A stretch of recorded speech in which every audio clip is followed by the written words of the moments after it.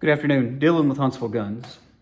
The video I have for you today is in the same family as the last video I covered about parts guns, guns that are repairable versus not repairable, what that decision looks like in the conversation with the customer. This one also, we're going to do a little bit of disassembly and then kind of cover how I would diagnose something like this that came through the door. Seen a bunch of interest in the comments section about the business side of gunsmithing, what the day-to-day operation looks like as far as paperwork. And so I will lump this into that category as well. Just how I go about handling not only the diagnosis of the firearm, but also the conversation with the customer. I'll preface by saying that this gun belonged to a customer to allude to what we're going to get to. But I also am not affiliated with any of the companies involved. I'm a professional gunsmith, and the content that I'm trying to produce is what that looks like from a gunsmith's perspective versus a customer's perspective. The gun and all of the parts and companies we're going to discuss I'm not affiliated with. I'm not being paid to say anything that I'm saying. And the firearm that we're discussing, I now own versus the customer used to own it. And so with that out of the way, let's get into it. I get a phone call this morning. We're in the middle of waterfowl season here in Texas. And one of my regular customer calls me, said that he was in the duck blind and was shooting at a group of birds that were coming in, fired a shot, and then went to fire a second shot in his semi-auto shotgun, and realized pretty quickly that something, was wrong. The gun didn't cycle correctly and wouldn't load another shell, and it was basically locked up. And so he managed to take the end cap off the magazine tube and unload the shells that were in it. Could verify that the gun visually was empty based off of the chamber, because the bolt wouldn't go all the way forward, and brought the gun to me.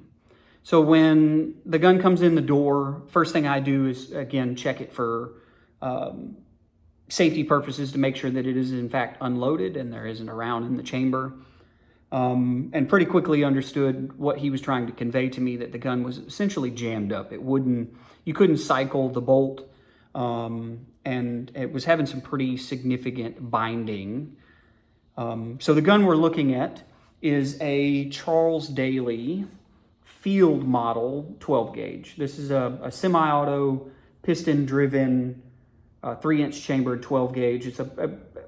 Was a fairly common gun probably 10-ish years ago in the commercial market, and now you see less and less of them. But it's a pretty decent clone with some minor changes to a Remington 1100. Shares a lot of the same design features as an 1100 or maybe an 1148. But a Turkish-made gun, nonetheless, made overseas and imported under the Charles Daly brand name, which I believe now is owned by the Chiappa Group, or Chiappa, however it's pronounced. And so gun comes in, take a look at it, make sure that it is in fact empty. And then while the customer is here, I'm not super busy this morning, so I went ahead and took a look at it just to see if I could give him an idea of how long I'm going to have it, what it's going to take to get it fixed. And so this gun is, like I said, semi-auto. It is piston driven, and much like the 1100, step number one is usually removing the magazine cap. So pull the cap off, and the barrel is now loose.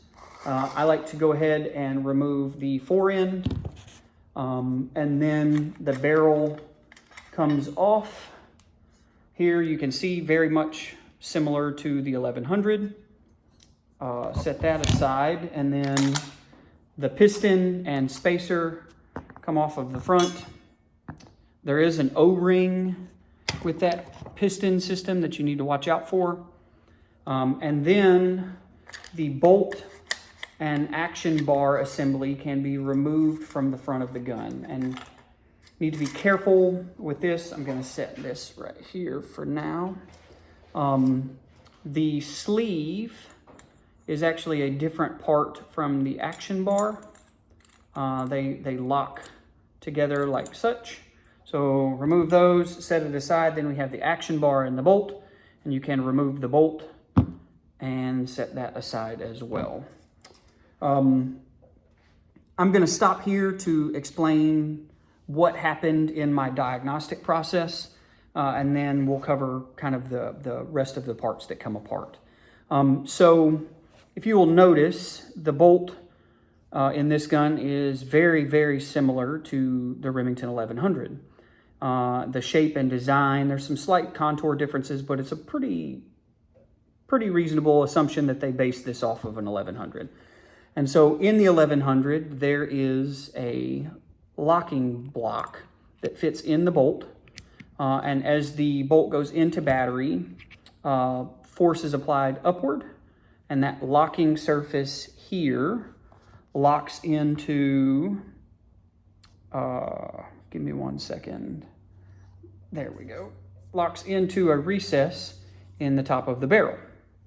This gun is trying to fall on the floor as I'm speaking. So that's your locking surface. That's what provides your locking in the cycle of action for this firearm. As you can tell, the locking block is no longer in the bolt. And when I took the gun apart, I took the bolt out of the receiver, much like I just did, and this little chunk of metal fell out of the bottom of the bolt. And I pretty immediately understood what had happened. So the locking block is supposed to look like this. It's got this front surface, which has a slight radius to it, and that rides around the firing pin. And then your locking surface, which locks into the top of the barrel, like we said. This is your pivot point here on the back. That's why it's rounded. And so this is where the block rotates around. And this surface on the bottom is where your force is pressed in the rearward motion. And obviously this lug has broken off of the bottom. So I pretty quickly told the customer, I said, look, man, I know Charles Daly. I have worked on quite a few of them, and I know that they are made overseas. And this particular model, made in Turkey, hasn't been imported in quite some time. And being owned by a mothership company like the Chiappa Group, the support for it is handled by the Chiappa Group, and the likelihood that they have a big stash of parts laying around somewhere is not very high. With that being said, this gun can be bought new old stock, I should say. There's one on Gunbroker right now for $279 with a box, paperwork, never been fired, brand new. A part like this, with as many complex angles as it has, is not something that's easy to fabricate. I have CNC milling machine and the capability to make some pretty complex stuff, but the fixturing and work holding to make one of these from a piece of billet material, like a piece of steel, is not as simple as it sounds. There's some pretty complex angles, and so this part was actually appears to be cast from the manufacturer. If I can get you a look here, you can see the separation line down the middle, if we can catch the light, where this part was pressed between two plates, and that's how they formed it. And my speculation is that based on the grain structure of the metal, there we go, it's very akin to cast iron, and the shape of the part and the hardness of the part, or lack thereof. The file does skate, but it also bites slightly on the part, so it is not the hardest of substances. That in order to make one of these, you're going to spend a significant amount of time at a machine. There's going to be multiple fixtures that need to be made and a lot of operations to get something that is similar to this, and then some hand fitting to make it work with the firearm. And that's assuming you can't get a replacement part. Well, based off of what I see, I would be concerned about the quality of the replacement part. Are you going to put something in this gun that essentially is the same that was in it before and is going to fail in the same way? I think there's a bit of a difference. Let me choose my words carefully. I think that the failure in this firearm is not user error. I think it is a combination of a design flaw or a design oversight and a metal / heat treat issue. So I think that this part could be designed in a way where there are not as sharp of corners, and the angles inside the bolt where that pivot rotation is could be chamfered slightly. Probably an additional machining step on the manufacturer's part, and that's why it was omitted, added to the production cost of a not super expensive gun. But if you look at this same setup in Remington 1100, essentially the same concept. This lug is made completely differently. And not only that, it's much smaller, and it has the design changes that I'm talking about, where the edges are not as a sharp corner, they're rolled or chamfered. So I think it would be unwise to buy a used part to put in this gun to hopefully make it usable again and expect it to not fail. I think that the manufacturer had some issues with this particular part, and I will tell you why I think that in a moment. Again, the sum total of the parts, there is some money here. This is an aluminum receiver, and it's in really good shape compared to the rest of the gun, so there's some value there. Somebody that has a damaged receiver. The internal parts are all perfectly functional. The trigger mechanism, perfectly functional. The stock's a little bit used, but perfectly functional. The barrel, still in good shape. Has a little bit of surface corrosion on it, but nothing to be super concerned with. All of the internal components and external components are marketable. Somebody out there somewhere is looking for a piston because they lost theirs. Therefore, this has value. So that was my approach. I ended up buying this gun from the customer. I did some quick research online just to see what else was available parts-wise, and that's how I arrived at my figure for what I purchased it for. I looked at what a barrel and the stock set and the internal components would go for, and worked backwards from there, so I still built some profit into it for myself. Gave the customer some money and sent him on his way. I unfortunately don't have a replacement shotgun for him here. I don't do a lot in the way of retail, so I don't normally have new guns on the shelf. Normally what I have would be used guns that I've purchased from people and repaired. And so I didn't have anything to replace it with for him, but I did get him some money in his pocket, and he was happy to head out to another retailer and find a replacement shotgun. The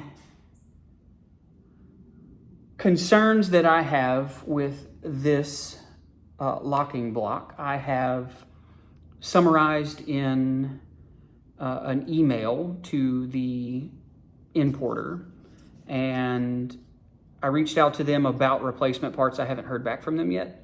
I haven't given them enough time realistically to reach back out to me. But I also did some looking, and several of these guns have been sold within the last year or two on Gunbroker, Guns International, online auction formats as used parts guns. And from what I can gather, probably 4 out of the 5 of them that have sold as parts gun were for this exact same issue. And so that to me indicates that there is in fact some type of manufacturing defect in this part that leads to a premature failure. I voiced those concerns in an email to the manufacturer, but as a gunsmith, somebody who deals in guns and gun parts, I saw the value in owning the parts to help somebody else out down the road. Do I think I'm going to get rich? No. I gave the customer $200 for the shotgun. It's probably pretty generous in the grand scheme of things, but I think that I will recoup my cost at a minimum, and we'll probably end up with some extra parts to put in my supply after recouping that cost. Excuse me. The last video I made on this subject gained a pretty good bit of traction. I wanted to say thank y'all for tuning in and hanging out with me. I know that gunsmithing is a popular topic, and I haven't found a whole lot of information on YouTube that covers the day-to-day stuff. And so that's my effort in these videos, is to provide y'all with an insight into what I do on a day-to-day basis and how I conduct my business. I've also had a bunch of people reach out in an effort to get some information about projects that they're working on or looking for some parts for projects that they have. I'd love to help you guys out. The easiest way to reach me is on my website, huntsvilleguns.com. There is a contact me section, and that gives you the ability to email me directly. I don't have the time to answer every phone call that I get. I've had several customers reach out from all over the country and outside the United States with questions. And I stay pretty busy, especially this time of year while hunting season is in full swing. So the easiest way is to shoot me an email and give me a couple of days to kind of wrap my mind around the question that you have and the parts that you're looking for. And then I'll reach back out to you, hopefully with an answer. Again, I appreciate your feedback. You guys are awesome in letting me know what you like in watching and what doesn't work for you. I appreciate that. My goal with this, like I said, is to provide a content. I'm a big consumer of YouTube videos myself, and this is my way of paying it forward to the community, producing content that I feel you guys would benefit from, slightly educational, slightly entertaining. Thanks for hanging out this afternoon. Have a great day.